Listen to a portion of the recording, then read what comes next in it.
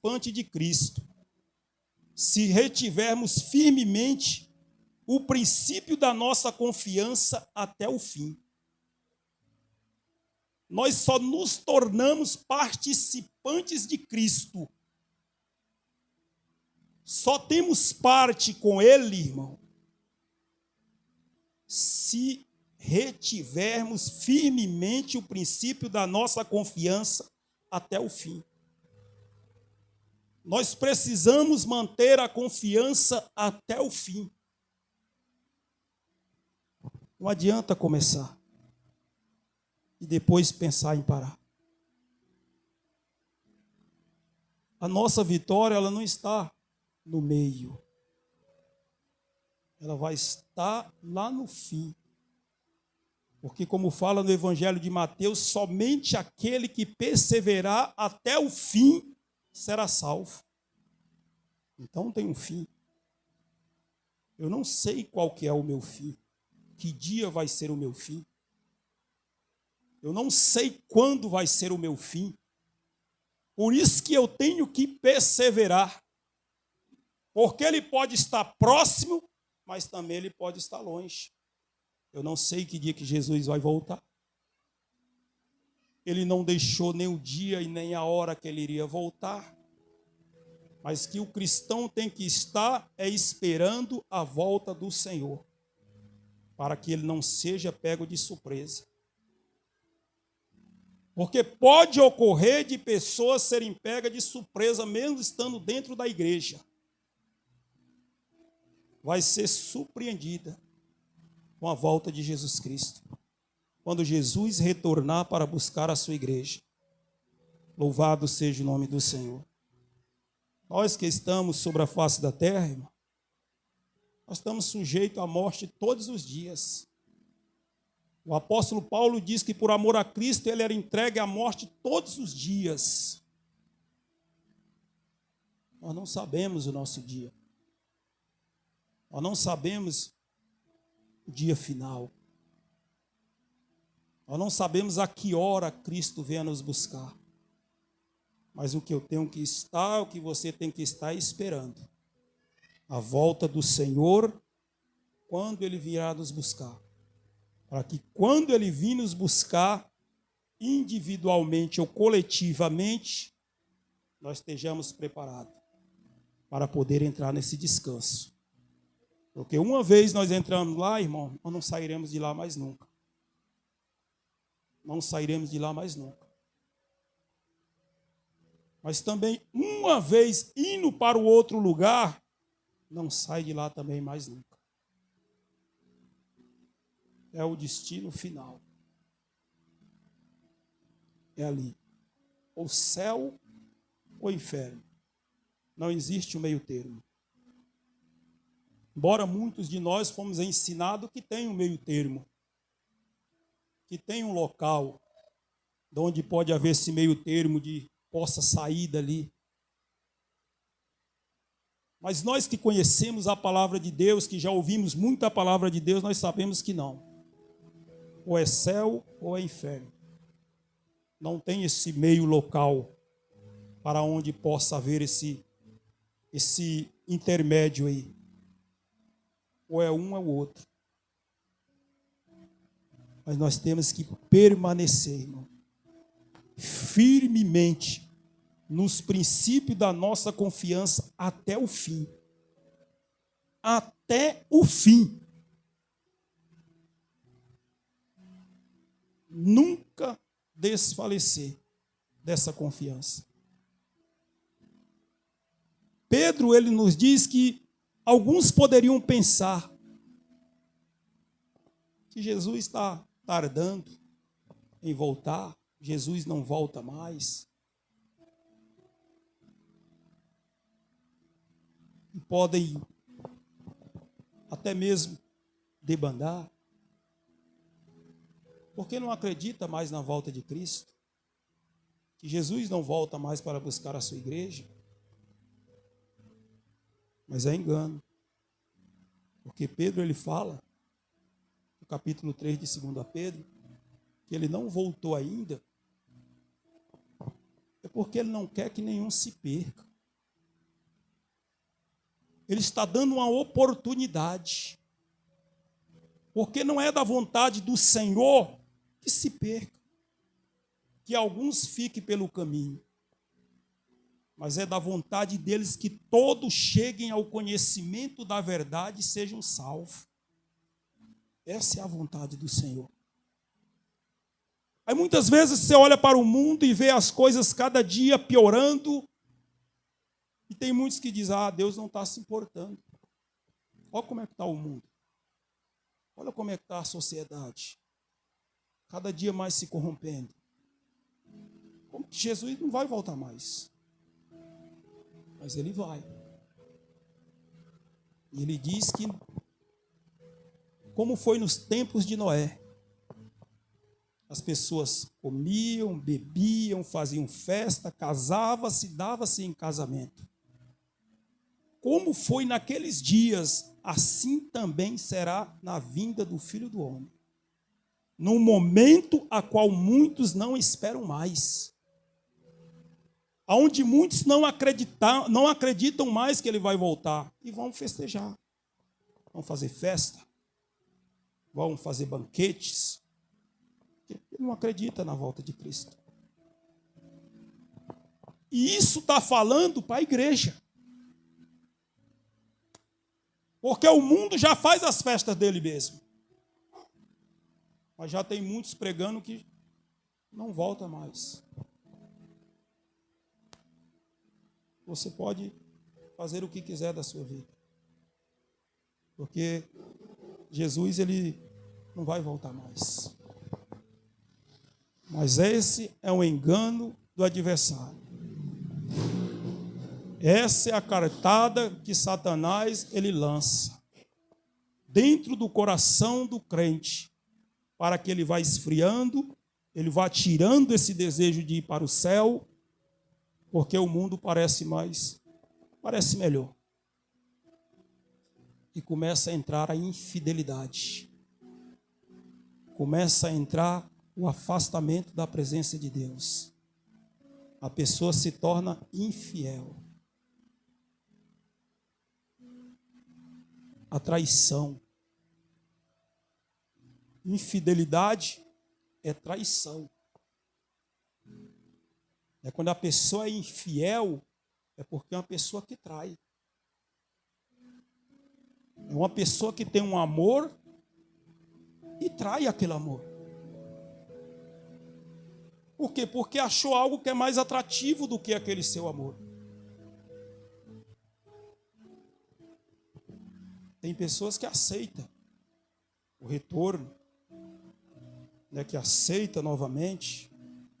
Tem outras que não aceitam quando há infidelidade. O nosso Deus, ele é tão amoroso que quantas vezes nós fomos infiel a ele e ele nos aceitou de volta. Quantas vezes nós com as nossas falhas somos infiel ao nosso Deus. E ele está sempre com os braços abertos para nos receber. Louvado seja o nome do Senhor Jesus. Porque ele nos ama. Porque ele tem um grande amor. O homem, muitas vezes ele não pensa dessa forma. Ele não tem o mesmo amor a qual Deus tem. Nós amamos, mas até aqui.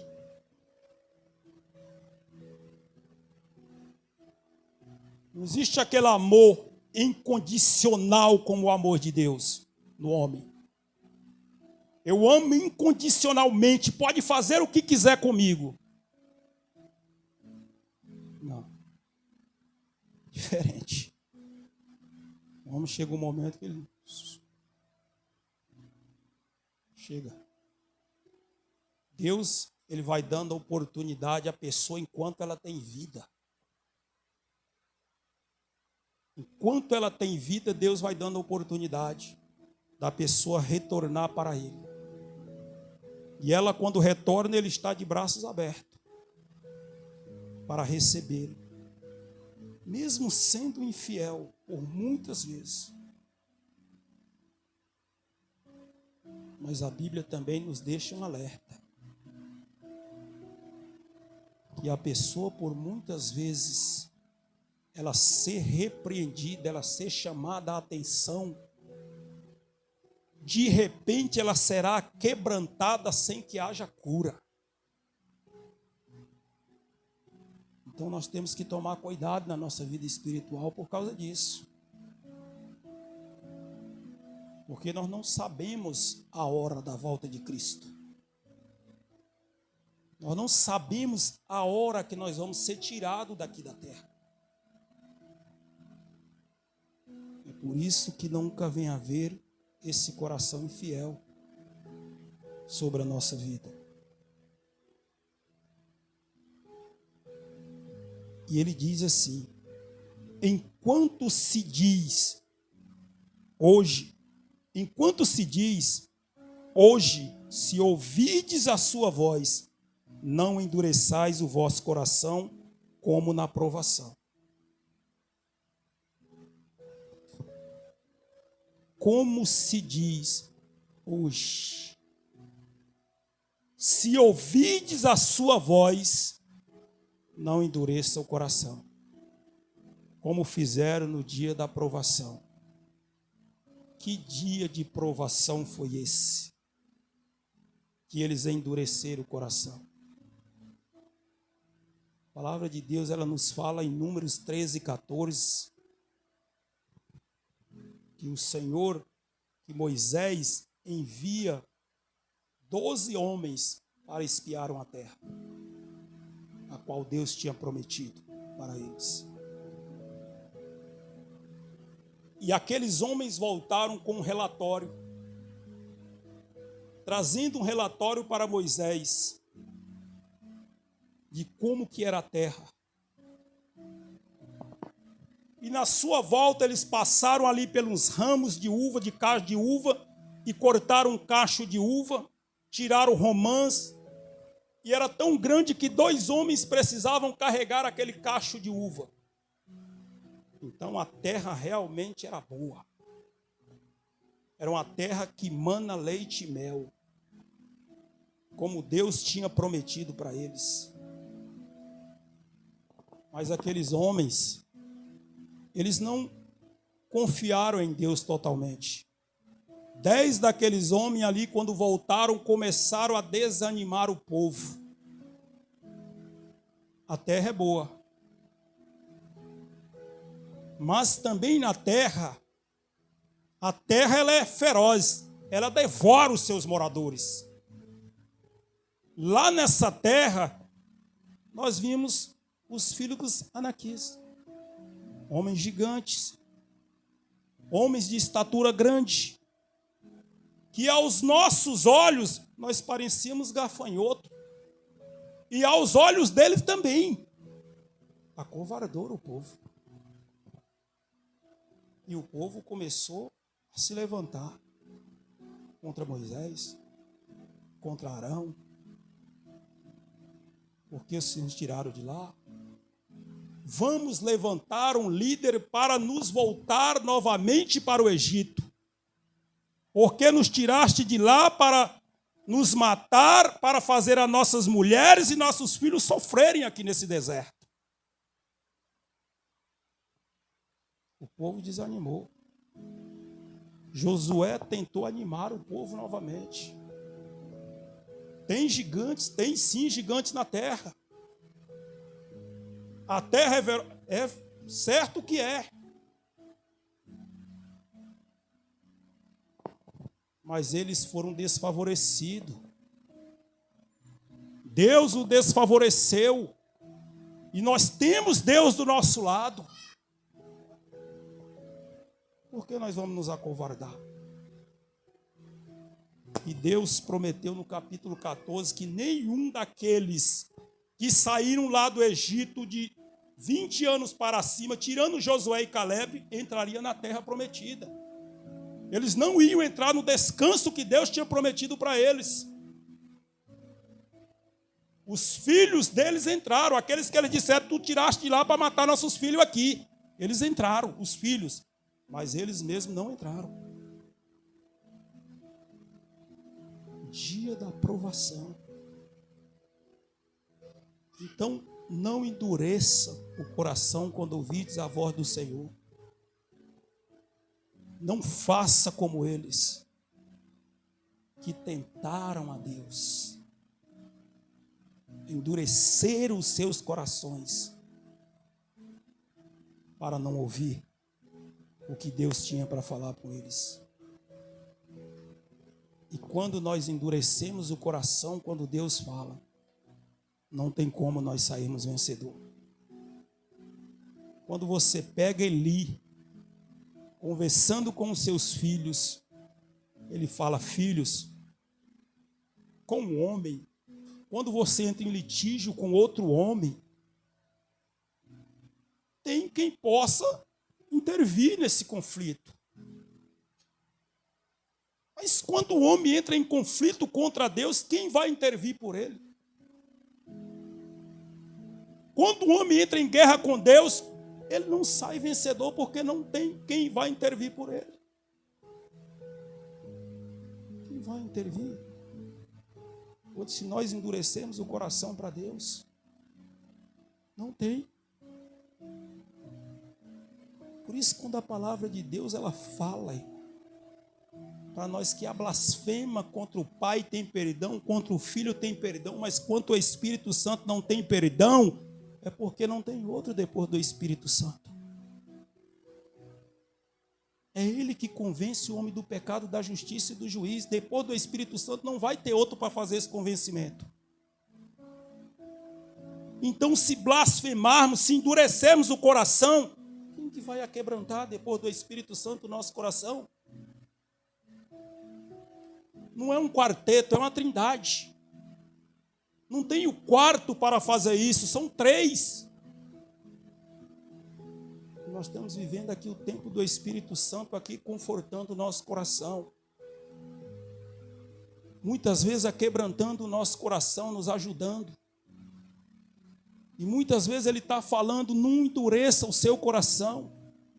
E muitas vezes nós queremos ouvir mais a nossa própria voz do que a voz do Espírito Santo. E começa a endurecer o coração para a palavra de Deus. Louvado seja o nome do Senhor e Salvador Jesus Cristo. Tem cristão que ele acha que o pregador ele sobe em cima do púlpito para bisbilhotar a sua vida. Eu sei da minha vida, irmão. Eu sei do que se passa dentro da minha casa. Dentro da sua casa eu não sei o que se passa, eu não sei o que se passa com você. Por onde você anda. Mas o Deus a qual nós servimos, Ele sabe tudo o que fazemos e tudo o que passamos. É por isso que a palavra de Deus muitas vezes nos chama a atenção. Porque Ele sabe o que cada um de nós sente ou que não está sentindo. Tem gente que diz, não, o pregador ele fala isso porque ele conhece a minha vida.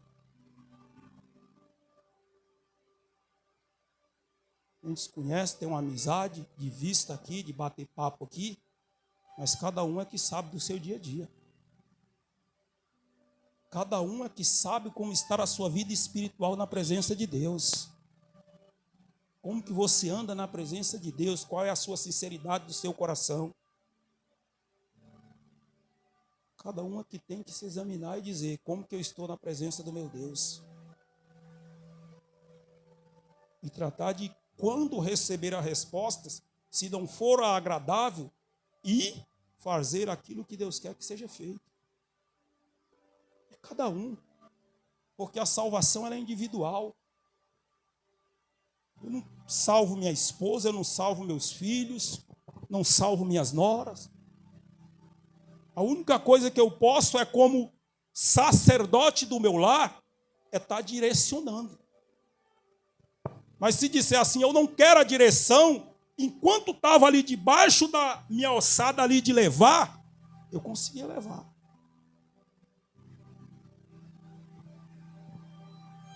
Nunca fui de vir para a igreja, nem eu e minha esposa e nossos filhos ficaram em casa. Quando eu não podia vir, quando vinha a Veroninha, os meninos não ficavam em casa, vinha ela e os dois. Quando ela estava doente, vinha eu e os dois. Eles não ficavam em casa. Porque está nas nossas ossadas de levar. Mas eu não salvo eles. O que a gente pode é direcionar como sacerdote do lar, como o chefe da casa, direcionar a família no caminho do Senhor, a buscar a presença de Deus. É mostrando, muitas vezes sendo exemplo dentro do lar. Porque para me mostrar para os meus filhos, primeiramente eu tinha que aplicar na minha vida. Porque eles poderiam muito bem, se eu não fizesse, ele dizer, mas você não está fazendo, como que você quer que eu faça? Mas graças a Deus nunca chegaram a jogar na minha cara nada disso, porque sempre eu fazia primeiro para depois eu cobrar deles. Porque é o máximo que eu posso fazer como pai. É direcionar. Chegou a idade, se você ensinou bem, eles vão continuar. Se você instruiu o caminho que deve ser andado, eles vão permanecer naquele caminho. Porque ele vai ver que o caminho é bom. Mas é o que nós podemos fazer, irmão. Nós não salvamos. Porque a salvação, ela é individual. É cada um com Deus. Mas é o máximo que a gente pode fazer é isso. É que o homem pode fazer é só isso. Direcionar a sua família. Não deixar, como se diz o povo do mundo, não deixar a peteca cair. Sempre vai haver momentos que um está mais equilibrado. Mas é como eu sempre digo, eu não posso baixar minha cabeça. Não posso baixar a cabeça, porque o dono da casa ele jamais pode baixar a cabeça. Ele sempre tem que estar de cabeça erguida diante das lutas, diante dos problemas. Porque existe a família que depende dele. É por isso que Deus deixou a responsabilidade maior para o homem dentro de uma casa.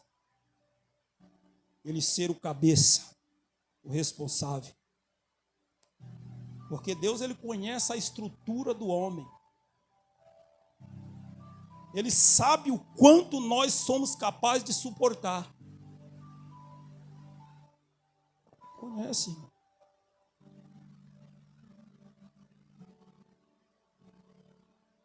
O homem ele é capaz de quebrar pedra todos os dias. E isso ele faz alegremente. Sem reclamar, desde que ele olhe e veja a sua família bem. Desde que ele veja a sua família alegre e satisfeita. Ele vai quebrar a pedrinha dele todo dia. Porque ele sabe que se a sua família está bem, ele também vai estar bem. Mas é o máximo que nós podemos fazer. Quando se trata de salvação, é cada um com Deus. É cada um com seu coraçãozinho sincero na presença de Deus. É cada um buscando a Deus. Se desprendendo do que o prende. E não deixando o coração endurecido. Louvado seja o nome do Senhor e Salvador Jesus Cristo. E ele vai dizendo assim: porque havendo alguns ouvido, o provocaram, mas não todos os que saíram do Egito por meio de Moisés. Mas com quem se indignou por 40 anos? Não foi porventura com os que pecaram, cujos corpos caíram no deserto? E a quem jurou que não entraria no seu repouso, senão os que foram desobedientes? E vemos que não puderam entrar por causa da sua incredulidade. Por que aquelas pessoas não puderam entrar ali na terra que o Senhor tinha prometido? Porque foram incrédulos. Eles foram infiéis com Deus. Deus tinha mostrado, Deus mostrou pela vida daqueles homens, a terra é boa. O local é produtivo. Mas tem obstáculo para poder tomar posse. A nossa vida também tem obstáculos. Tem problemas. Mas nós temos que vencer todos eles. Porque não foram todos, não. Alguns ali foram infiéis e não puderam entrar. Então nós temos que tomar cuidado, sempre com a nossa vida espiritual, para que todos nós possamos entrar nesse descanso que tem preparado para mim e para você. Louvado seja o nome do Senhor Jesus. E já vou estar finalizando.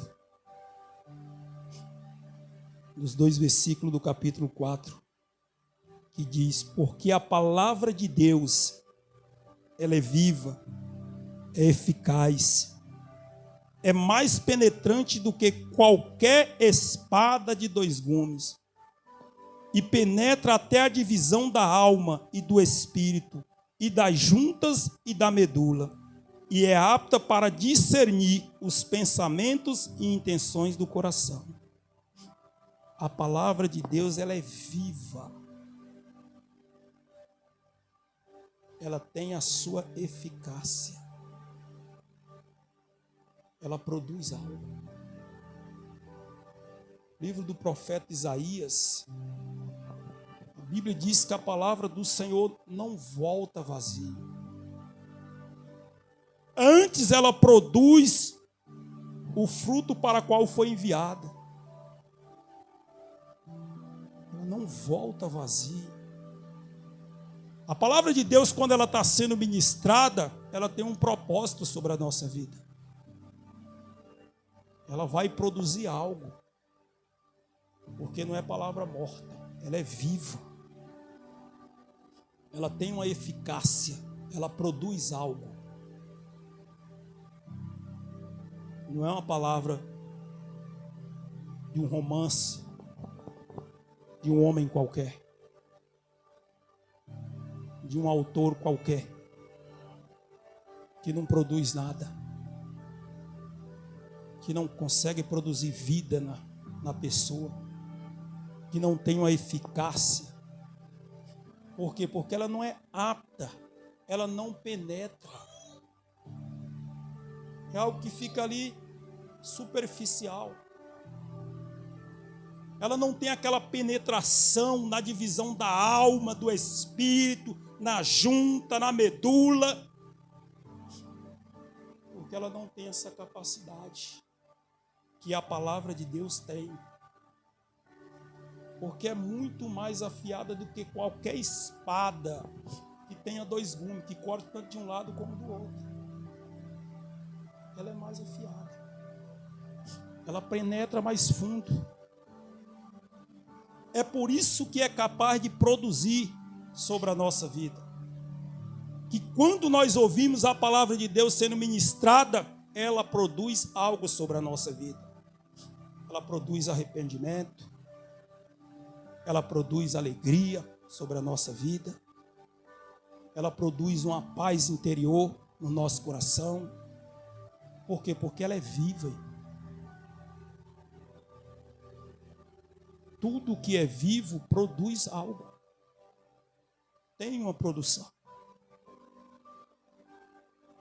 Micro-organismo, uma coisinha pequenininha, que é viva, ela vai produzir algo. Serve para alguma coisa. O que não serve é aquilo que é morto, que está morto. mas ela produz sobre a nossa vida. Ela tem um efeito grande. É por isso que o cristão não deve endurecer o coração ao ouvir a palavra do Deus Todo-Poderoso. Louvado seja o nome do Senhor e Salvador Jesus Cristo. Não há criatura alguma encoberta diante dele. Não tem criatura alguma que esteja encoberta diante de Deus. Todas as coisas estão nua e patente aos olhos daquele com quem temos de tratar. Todas as coisas, elas estão nuas. Ou seja, não tem coberta. Não tem nada que impeça Deus de ver. Quando você vê o salmista falar no Salmo 139, se ele subir ao céu, Deus está lá. Se ele entrar numa caverna, Deus está lá. Se ele descer na profundeza, Deus está lá. Se ele se esconder nas trevas, Deus está vendo ele lá. Por quê? Porque não tem como o homem se esconder de Deus. Tudo está nu, tudo está patente, tudo ele está vendo. Porque é diante dele que nós vamos de prestar conta. A nossa vida nós vamos prestar conta diante de Deus, de todos os nossos atos. Louvado seja o nome do Senhor. Por isso que nunca vem haver sobre a nossa vida um coração mau e infiel, um coração que esteja querendo se apartar do Deus vivo, que esteja querendo se afastar do Deus vivo. Porque uma coisa eu digo para você, não tem nada que se compare aqui nesse mundo com o que Deus tem preparado para mim e para você lá no céu. O sofrimento de Cristo por mim e por você foi grande. Então não troque por nada desse mundo.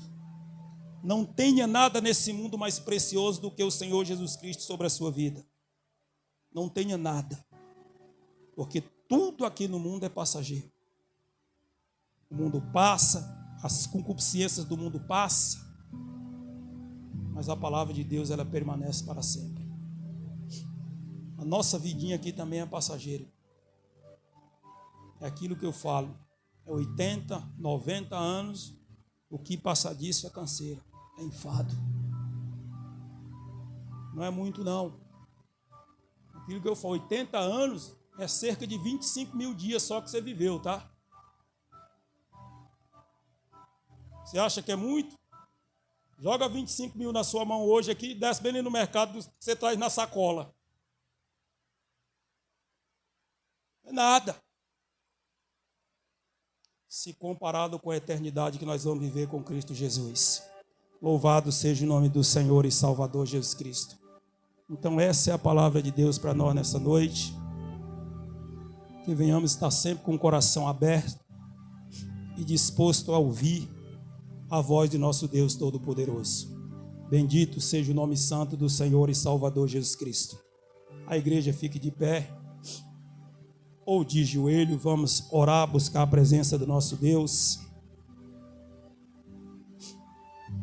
Senhor Deus, ó Deus grandioso, Deus maravilhoso,